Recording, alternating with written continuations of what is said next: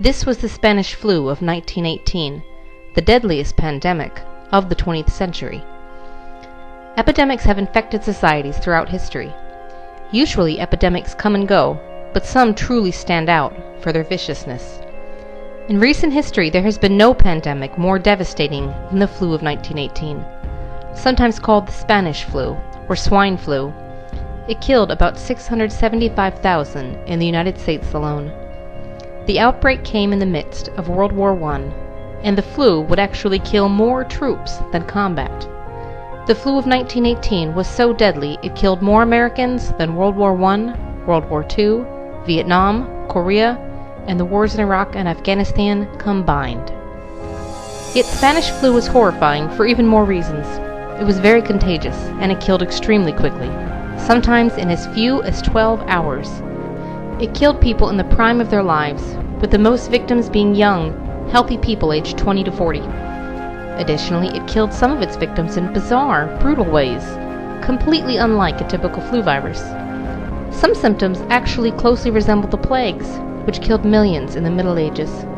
But scientists have analyzed the pathogen's genome and verified it was not Black Death, which killed millions in 1918. It was just the flu.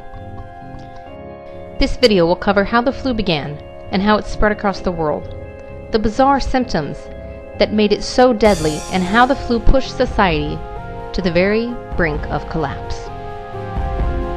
If the epidemic continues its mathematical rate of acceleration, civilization could easily disappear from the face of the earth within a few weeks. Victor Vaughan, Surgeon General of the Army, October 1918. No one can be absolutely sure where the pandemic originated, but there are several theories. In northern France, there was an outbreak of a flu-like disease at a British military base in 1917.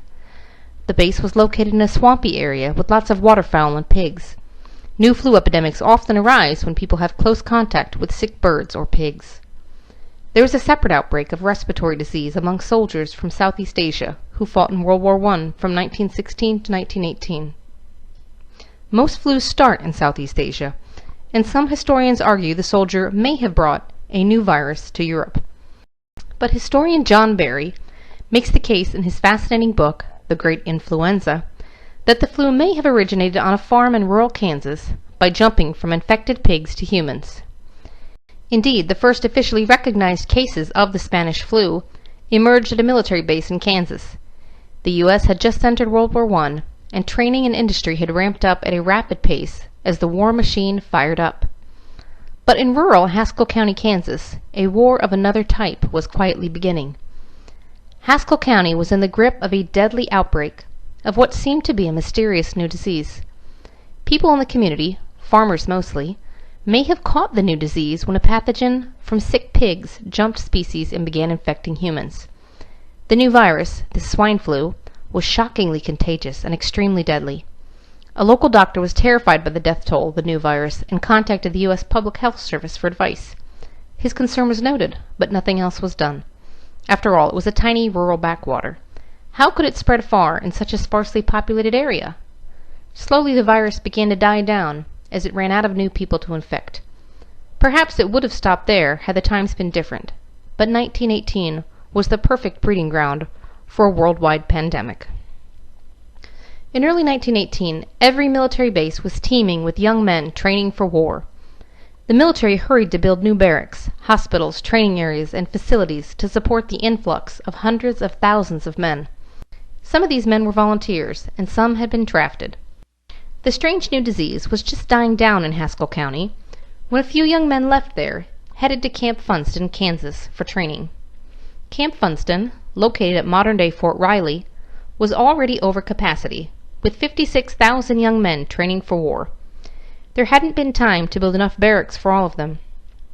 It was the coldest winter on record east of the Rockies, yet many men were sleeping in tents without any heat and only thin blankets. In an effort to keep them all warm, the commander ordered all the men to move into barracks, violating the health and safety rules that dictated how much space each soldier should have. Inside the barracks, men huddled around stoves trying to keep warm. The men from Haskell County must have crowded in close too, even as they began to cough and sneeze. That's all it took. In the overcrowded barracks, the flu spread rapidly. It only took 6 days for the outbreak to begin. The men from Haskell County arrived on February 28th. Less than 1 week later, men began flooding into sick call. Within just a few weeks, the flu swept across the base, sickening thousands and killing between 38 and 50. It was a high death rate for the flu, but it was nothing compared to what was coming next. The virus was about to mutate and become much, much worse. Flu viruses are constantly mutating, and sometimes there will be a really big shift, or a virus that usually affects only animals mutates so it can infect people too. When that happens, it can be very deadly. The flu comes in waves. That's why we have a flu season. Although it may seem like a bad flu is done, the flu can hide for a while, or go infect people in a different part of the world and then return even worse. In the case of the 1918 flu, 3 waves of flu devastated the world. The first wave wasn't too bad, but the second and third waves were extremely dangerous. The outbreak at Camp Funston came just at the end of the flu season in the United States, so the first wave infected a lot of people, but then faded away. The military wasn't worried. They were grappling with a far more deadly outbreak of measles at the time. The flu virus seemed to fade away, but really it just went abroad to take on a world at war. It stalked into camp when the day was damp and chilly and cold, with a hand that was clammy and bony and bold, and its breath was icy and moldy and dank, and it killed so speedy and gloatingly greedy that it took away men from each company rank. The flu, Private Josh Lee, 1919. Nearly all the ships carrying American troops to war arrived at the port in Brest, France. In April of 1918, just as the flu outbreak was dying down at Camp Funston, an epidemic began in Brest, and slowly began spreading throughout northern France. Despite the illness spreading in the city, more and more troops poured in. Healthy men would land, become infected, and then ship out to new duty stations and to the front line, carrying the disease through every small town and hamlet through which the armies traveled. The flu tore across France and followed the front lines into Belgium and the Netherlands. It jumped across the lines of war and began infecting the German army, actually affecting the outcomes of battle since so many troops were too sick to fight. It jumped from the German army to the German people. By May it had reached Italy, where it crossed the Mediterranean and surged into North Africa. It also arrived in England by May, riding back on boats with troops heading home. Infection and death rates began to skyrocket in Spain and Portugal. The flu gained its name, the Spanish flu, from the early infection and high mortality rate in Spain, where reported 8 million died in May. Spain was neutral in World War I, and as a result it was one of the only countries that was reporting the news without strict government censorship.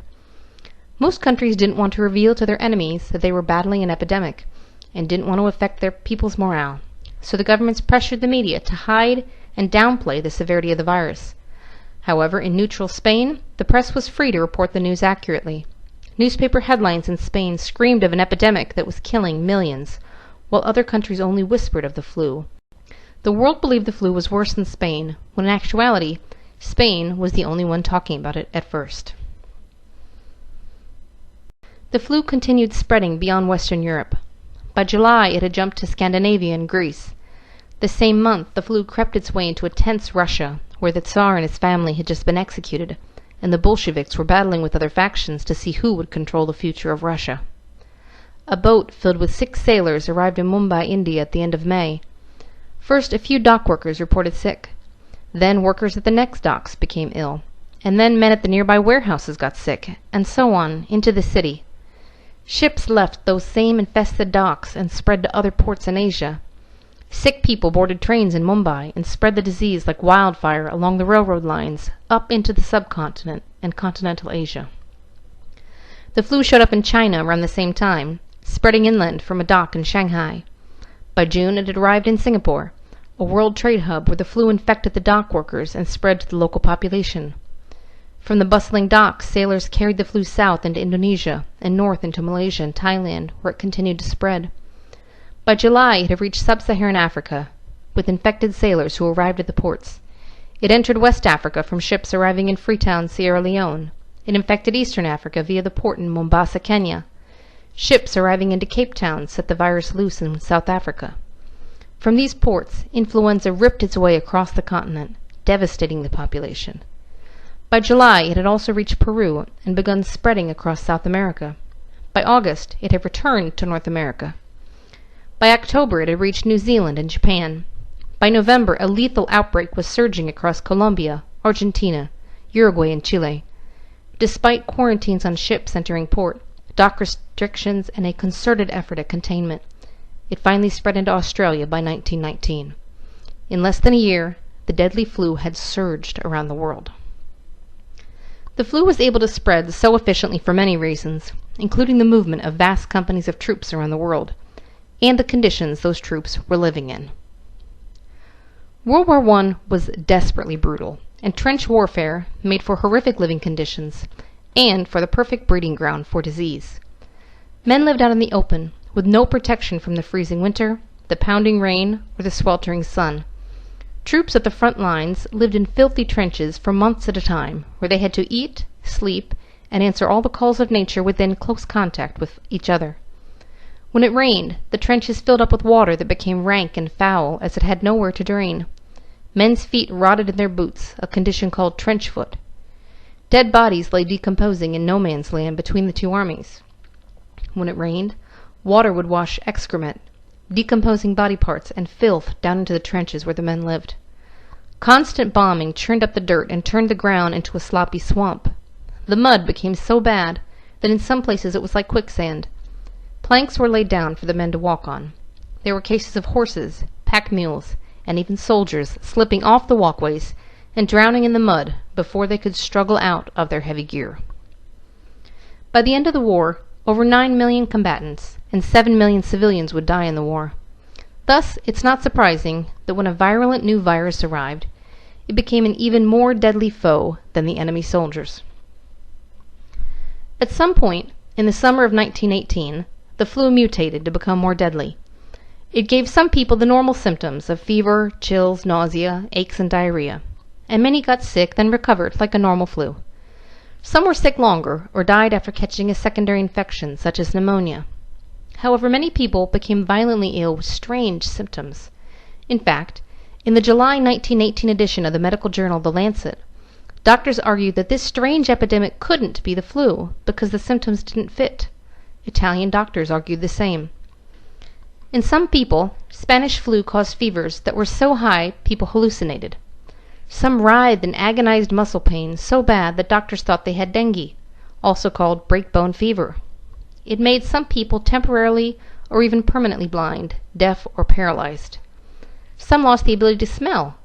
Some had strong vertigo and would fall over if they tried to walk. Extreme ear infections developed very quickly, going from the first pain to the eardrums rupturing within only a few hours. Some had terrible headaches and double vision.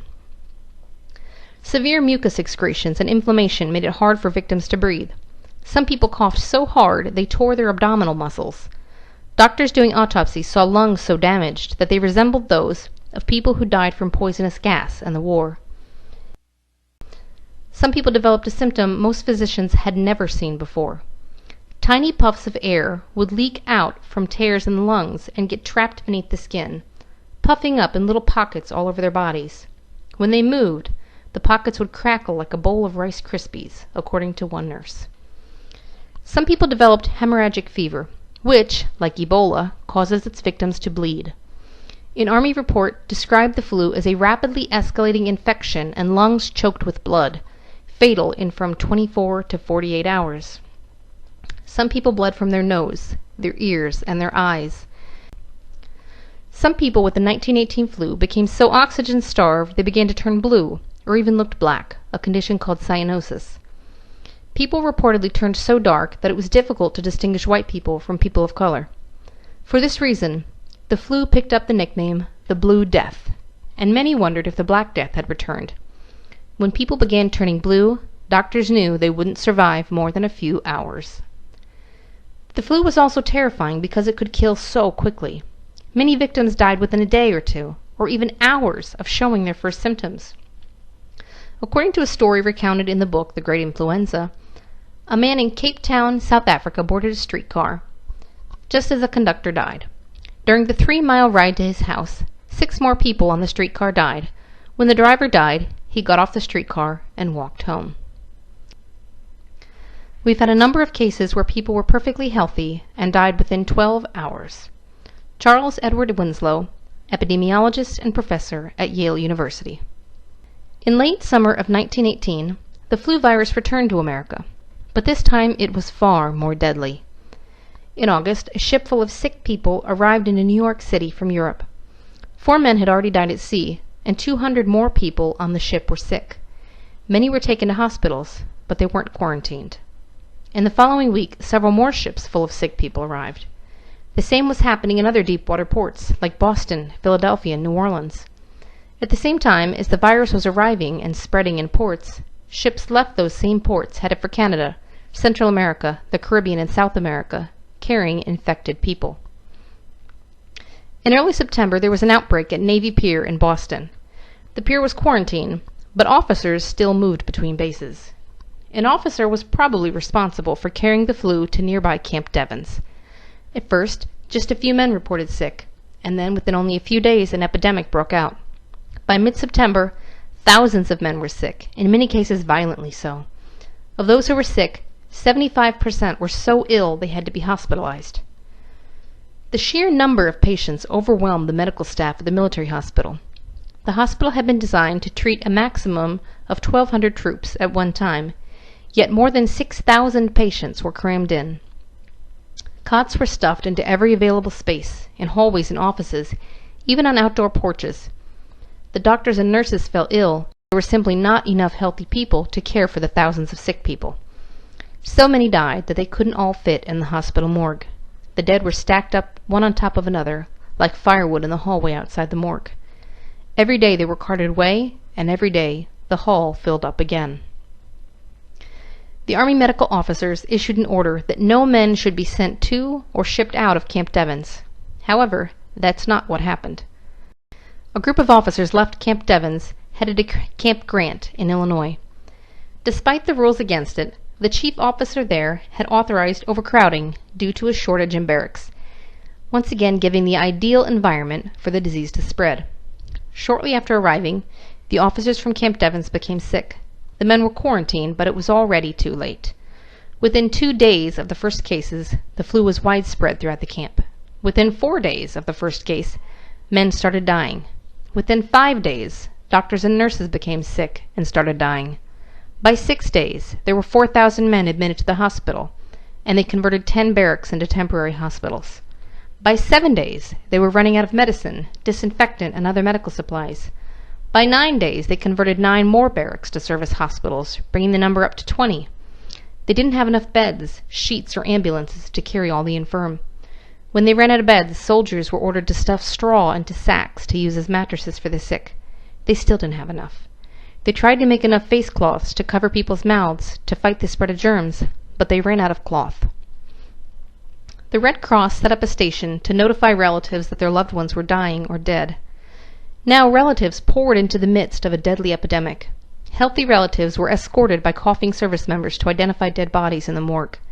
They crowded into the overfilled hospitals to visit ill loved ones. Desperate parents and wives tried to bribe nurses and orderlies to give special care to their soldier. It became such a problem that the head officer issued a warning about accepting bribes. Those relatives would leave the camp and carry the infection out into the civilian community, into local towns, onto cross-country trains, and ultimately back to their own hometowns.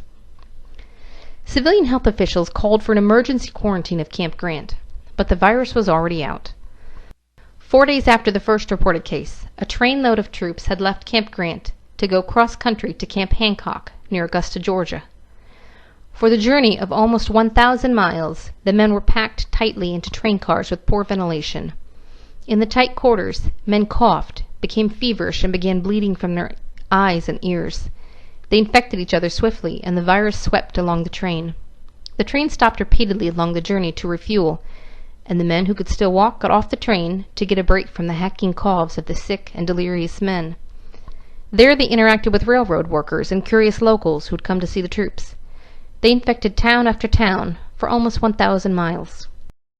When they finally arrived in Georgia, 2,000 of the 3,000 men were so sick they needed to be hospitalized immediately.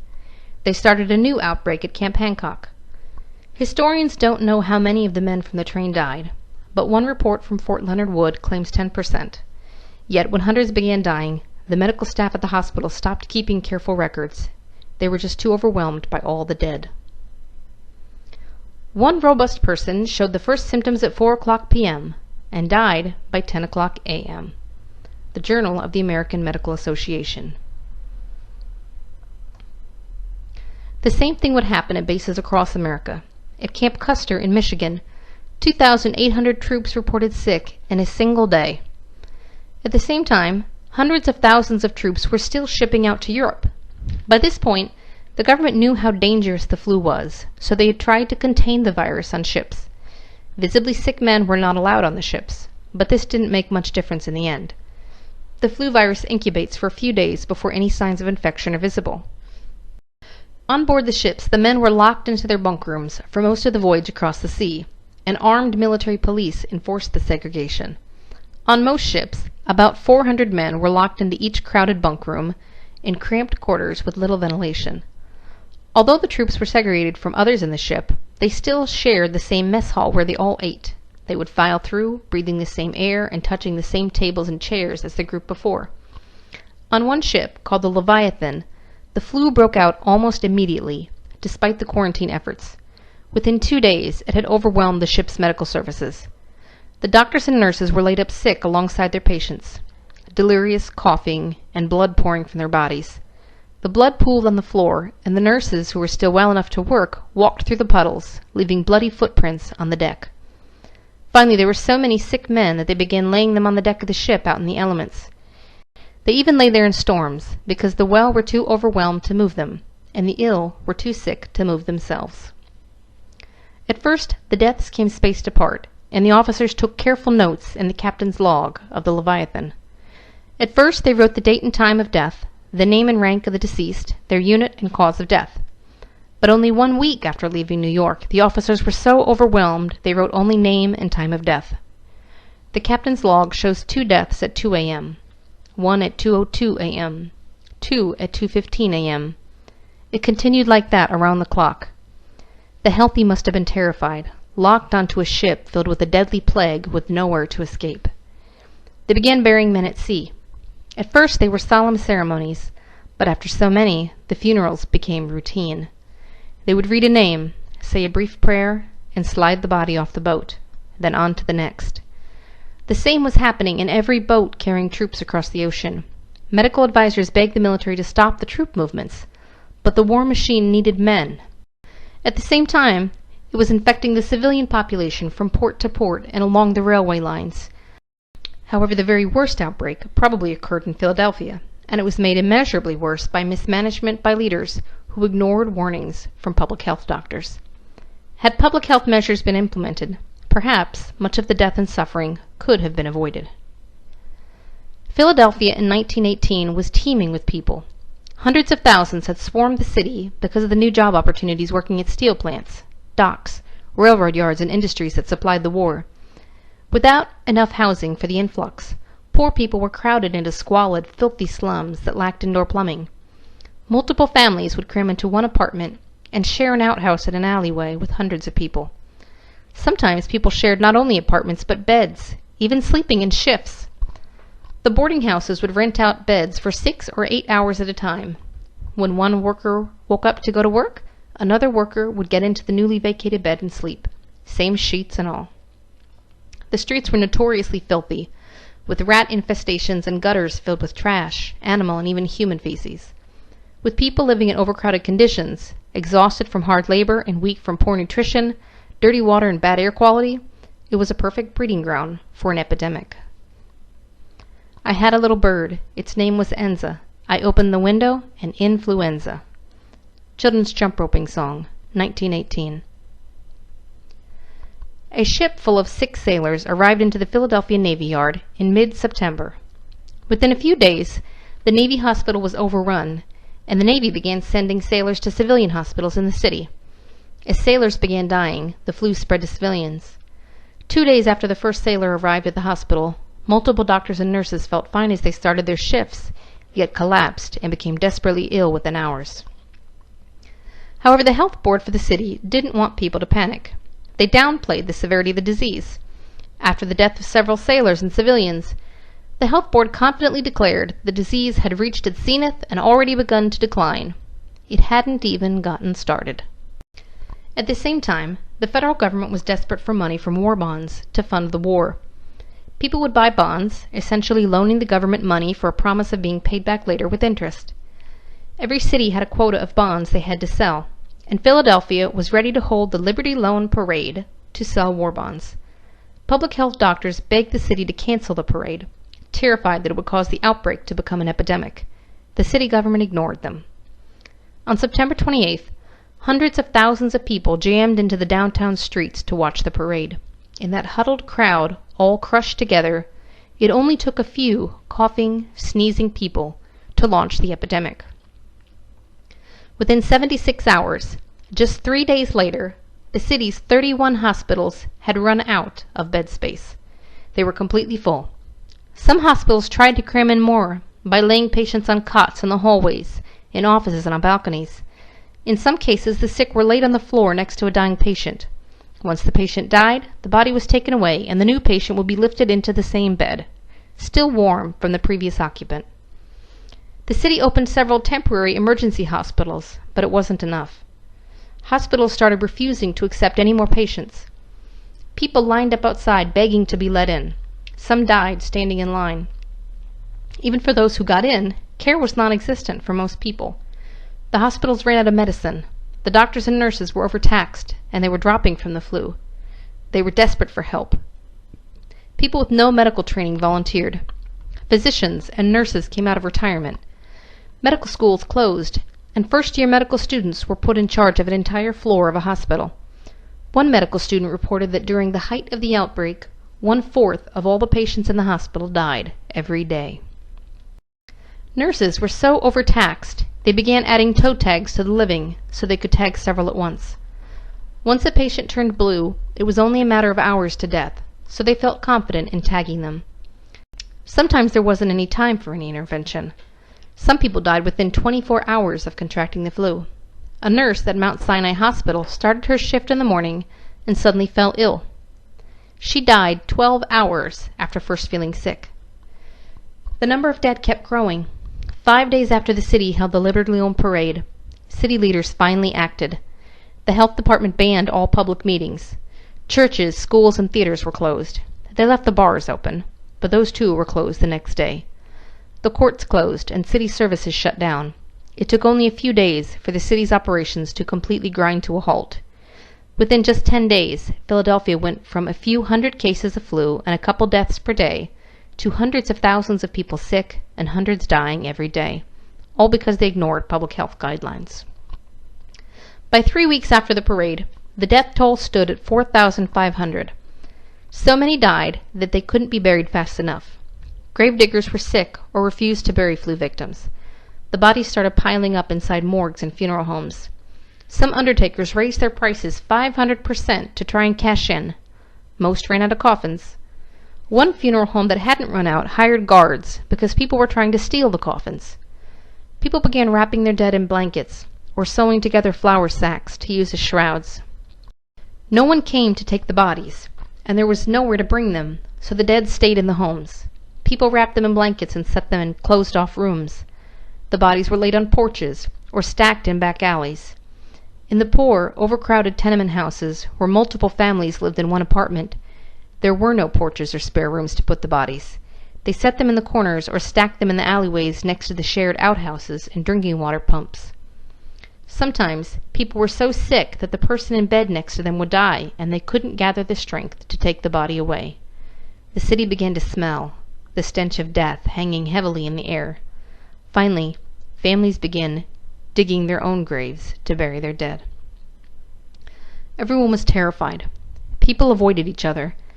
There were cases of children whose parents got sick, and the children starved because no one would go near them in case the child was sick.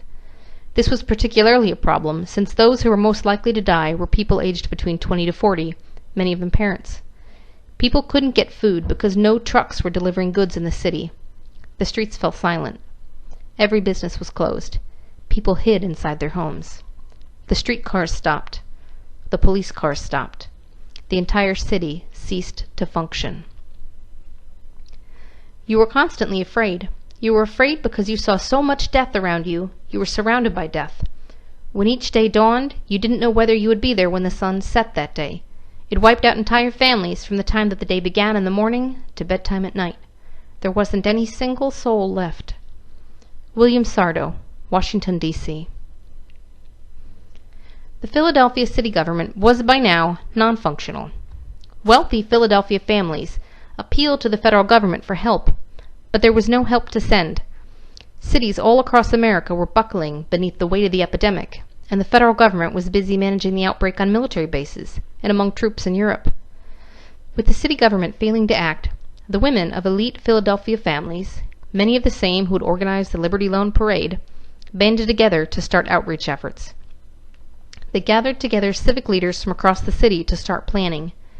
They set up a special hotline to answer questions about the flu, but had a hard time keeping it staffed because so many employees were sick.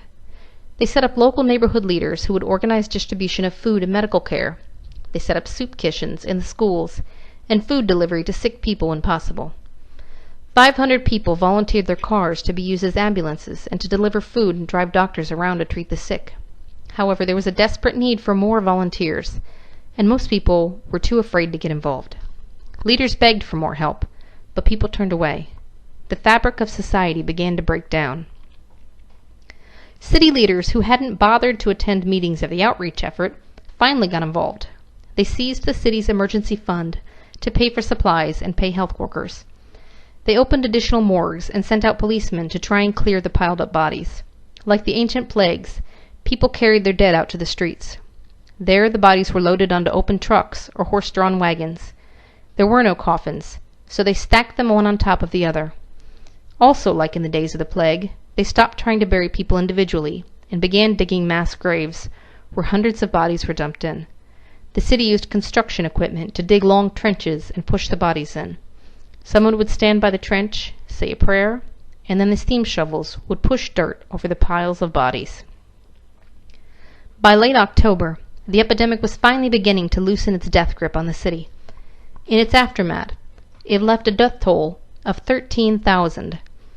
It also left thousands of orphaned children, a shortage of food and goods, and a stalled city that had to slowly grind its most basic services back into motion.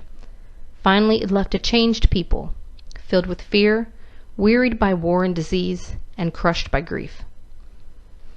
The people of Phoenix are facing a crisis. Almost every home in the city has been stricken with the plague. Arizona Republican, November 8, 1918.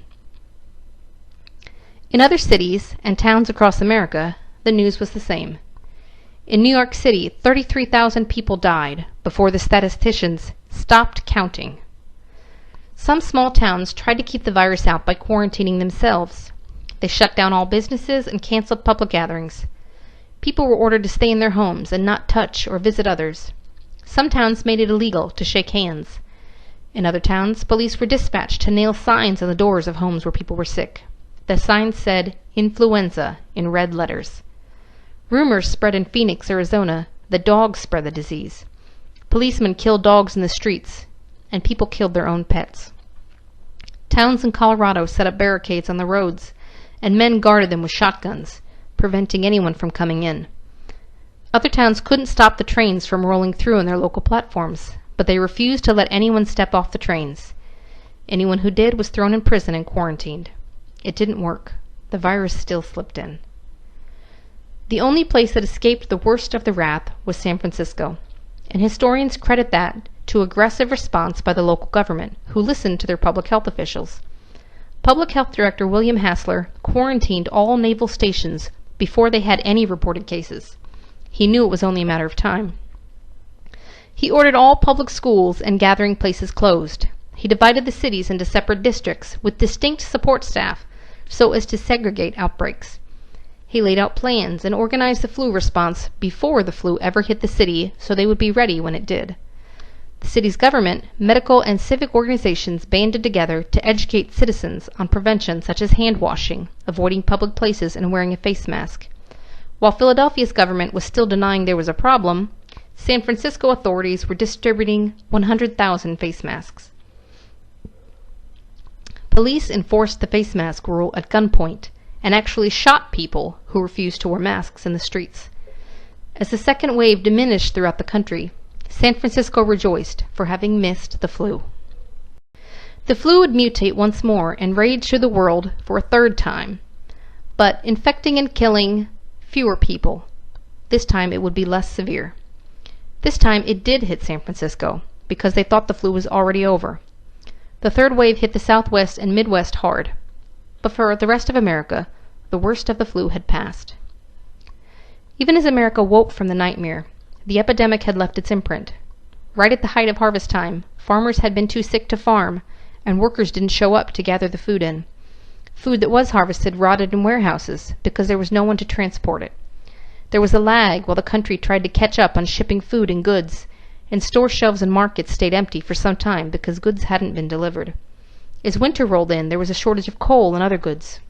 However, the weary country still rejoiced, for an armistice was signed on November 11, 1918. The war was finally over, even as the plague and its effects lingered on. In the U.S., it killed about 675,000. The flu killed an estimated 3% of the entire world population. In Latin America, the flu killed 10 out of every 1,000 people. In Africa, about 15 out of every 1,000 died, and in parts of Asia, the death rate was as high as 35 per thousand. In Tahiti, it killed 10% of the population, and in Western Samoa, 20% of the population died. In India alone, it killed about 20 million people. You may be asking yourself, could a deadly flu like that happen again? It's important to understand that the Spanish flu was devastating for a number of reasons unique to that time. However, the essential formula for epidemics still exists. Viruses sometimes jump species, for instance from pigs to human. This could happen at any time, anywhere in the world. And of course, flu viruses are constantly mutating. Usually mutations are minor, but occasionally a big mutation can happen. This has happened a few times in recent history. For instance, the Russian flu of 1889 killed about 1 million people. The Asian flu of 1957 killed about 2 million. And the Hong Kong flu of 1968 also killed about 2 million. Then in 2018, exactly 100 years after the outbreak of Spanish flu, a mutation brought a particularly deadly flu to the US and Australia. As of 2018, there is one strain of avian flu, an H5 type, that has managed to infect humans, but so far cannot jump between people. However, that particular strain of flu is frightening in its potential, according to Donald Burke, MD, former director of the Johns Hopkins Center for Immunization Research. Of the people who have been affected, it has been deadly in over 75% of cases. If that type of flu adapted to human infection, it could be catastrophic. So could it happen again? Yes, it could. As Burke said, when it comes to the probability of a pandemic flu, I think everyone would say it's not if, it's when. However, there is reason to be hopeful. When a new kind of flu emerged in 2009, a swine flu just like the Spanish flu, officials did not waste any time acting. Public health officials acted swiftly, putting emergency epidemic plans into operation. We were lucky that the 2009 swine flu, though very contagious, was not a deadly strain, and it showed us that response matters a great deal. In fact, the way we respond to the next big epidemic could mean the difference between life or death. If you enjoyed this video, please click like and subscribe to Education World for more videos.